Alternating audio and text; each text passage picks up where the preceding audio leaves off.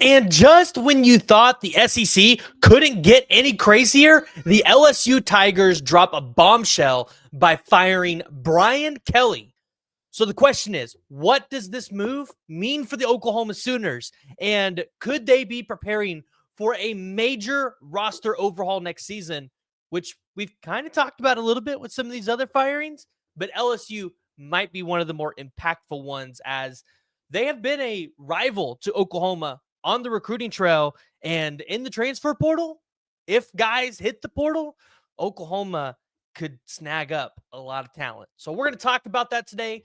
We got quite a few dudes that we think could be qualified candidates for the Oklahoma Sooners, and Oklahoma could be circling back around on just a couple of kids in the recruiting trail that maybe that they were in on just a little bit ago. So we're going to talk about that today. Before we do, as always, make sure you jump in the comments below. Who is one guy on the LSU roster that you would like to have as a part of the Oklahoma Sooners roster next year? If you're new to the channel, make sure you hit that like, hit the subscribe button. We're always talking about Oklahoma football, recruiting, transfer portal content, and I would love to have you be a part of it. It's just completely free. All you have to do is make sure you're subscribed. We're going to start off by talking about the recruiting trail today because it's the definitely smaller list. And then we're going to dive into the transfer portal, potential transfer portal prospects in the second half of the video.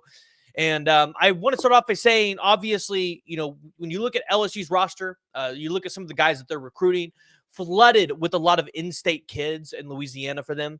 I'm kind of exempting a lot of those guys out because the odds that Oklahoma or any school is going to go in there, flip kids from Louisiana, or pull kids off their roster that are from Louisiana, really hard to do. I mean, LSU, they've got a lock on that state. So I'm trying to give you guys realistic candidates that Oklahoma, if they wanted to circle around on somebody hitting the portal, they 100% could, or if they wanted to tamper, because that's always something that happens nowadays. But on the recruiting trail, specifically in 2026, DeAnthony Lafayette, a four-star edge rusher, that was somebody that Oklahoma was really in on when his recruitment was open. LSU was kind of a shock of a prediction pick for DeAnthony Lafayette. A lot of people did not see that one coming. They didn't have it on their bingo card. So if DeAnthony Lafayette was to reopen his recruitment, that is 1,000% somebody that I could see Oklahoma trying to go out there and sway back. And this would be a huge edge rusher class for Oklahoma, meaning in 2027, you probably wouldn't have to take very too many kids, maybe like two, maybe three kids. Oklahoma's edge rusher room would be phenomenally stacked. A lot of people are going to look at Deuce Gerald's, the four-star defensive lineman.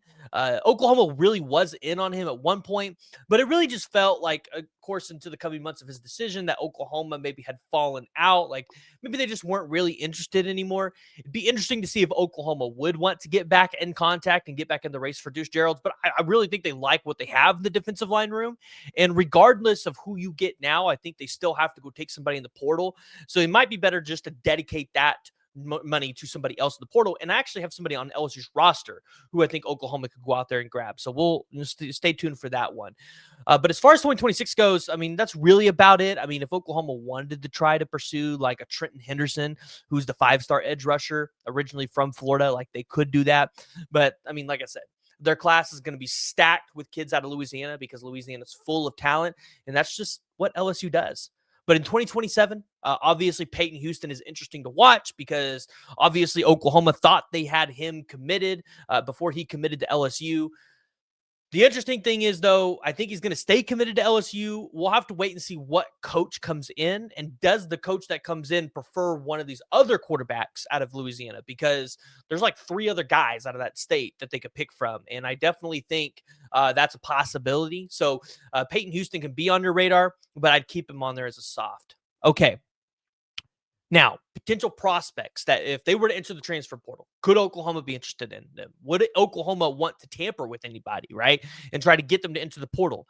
I definitely think one of the more fan favorite picks is going to be somebody out of the 2024 class that a lot of people kind of scratched their head and said, hey, how do you not land a guy that was originally from your state but ended up going to play at Duncanville?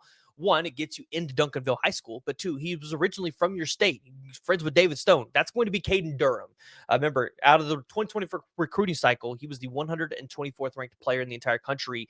And Oklahoma, I think there was a lot of misconceptions about his recruitment. I think Oklahoma was at a better spot than a lot of people realize. Track athlete, a guy with track speed. This was somebody that could make an impact for Oklahoma if he decides to hit the transfer portal and come here. Maybe he replaces Jaden Ott, who, yeah, you know what? We can all admit it looks like a bad eval right now. So Caden Durham, obviously there. A lot of people might look at Harlem Berry, their 5-star running back that they have. That one just doesn't make sense to me for him to come here, especially with how loaded Oklahoma's running back room is. Caden Durham does because there's kind of a connection there. And I do think with his skill set, we could ultimately use him pretty heavily. So keep your eye out for Caden Durham. That's one that I would heavily pay attention to. Now, Oklahoma needs help at tight end. I don't think there's any questions about that. I don't think I'm breaking any news there. LSU has a guy by the name of Tradez Green. If you guys haven't seen this guy, he's an absolute freak. 6'7", 240 pounds. Now, he is from the state of Louisiana. This is one of the few kids that I picked from the state of Louisiana that I think Oklahoma could be interested in, because I do think if Tradez decided to hit the transfer portal, which I definitely think he should at least test those waters, he would demand massive money on the market. He's a great pass-catching tight end. This year alone, he has 4 touchdowns, 264 yards on 21 receptions. Last year, he had 13 receptions for 101 yards and 4 touchdowns. He's averaging 12.6 yards a catch. This is somebody that Oklahoma could massively use in that tight end room. Like this guy this year he would be the best tight end. And I don't think there would be any questions asked. So Tradez Green, that's somebody on the offensive side of the ball I'd pay attention to. Obviously, there's a lot of offensive linemen out there. So now you just got to kind of wiggle down, find guys who still have eligibility left. Are they young? Are they not? Is Oklahoma looking for a right tackle? So didn't really dive too much into the offensive line, but there are quite a few offensive linemen Oklahoma could take off the roster if they really wanted to. So going to the defensive side of the ball, because this is where I think things could get really interesting. Devon Keys. This was a guy that I really wanted Oklahoma to be able to go out there and land in his recruiting cycle, but he's a sophomore. He's 6 foot, 230 pounds, plays linebacker. I think could play a little bit of cheetah for Brent Venables. This year alone, he has 45 total tackles. He has 16 solo tackles. He has half a sack, 1 pass breakup. Last year, he had 31 total tackles, 11 solo tackles, 1 fumble recovery, 1.5 sacks, 1 interception, 1 touchdown. So, and he had also had 3 pass breakups. This would be somebody that I just think is a no-brainer. If he hit the portal, Oklahoma should 100% circle around on him. If you look at safeties, I definitely think Oklahoma could be looking to take a safety in the transfer portal. Tamarcus Cooley could be somebody that they could look at. He's a little small, 6 foot, 198 pounds. This year, he has 43 total tackles, 23 solos, 2 interceptions, and 2 pass breakups.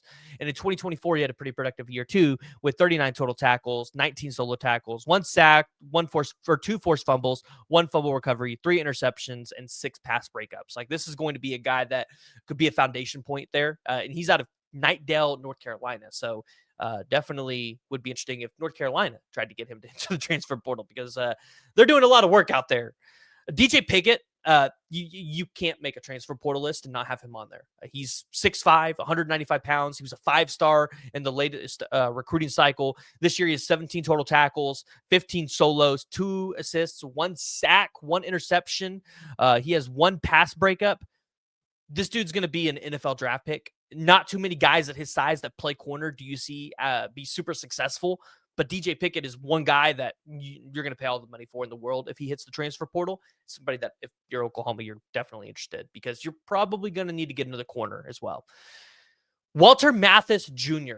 He's a true freshman this year, 6'2", 285 pounds, out of Savannah, Georgia. This year he has 9 total tackles, 5 solos, 1 pass breakup. Again, I know Oklahoma is going to need to go into the portal and take an experienced defensive lineman.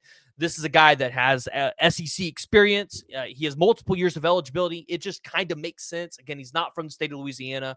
I know a lot of people are going to look at Dominic McKinley, who was somebody that Oklahoma highly recruited out of high school. Somebody they felt like, and I even can tell you, like, they felt like they had a good shot at landing Dominic McKinley. I just don't, again, foresee a lot of these Louisiana kids wanting to hit the transfer portal. And if he does, like, Texas is going to get involved. Like, all these schools are going to get involved. And same for Walter Mathis. Like, if he is the portal, everybody's going to want to get involved there too. But this is one that I could realistically see the Oklahoma Sooners actually landing if he did. So that's kind of a little bit of the nitty-gritty of the roster. Obviously, I could probably go 20, 25 guys deep in terms of guys that Oklahoma would want to take. But that would take too long of a video. So if you guys are wanting to know about somebody specific, hey, we can chat it up in the comments. So jump there. Let me know what you guys think. If you're new to the channel, make sure you guys hit that like And you guys hit that subscribe button. We'll see y'all next time.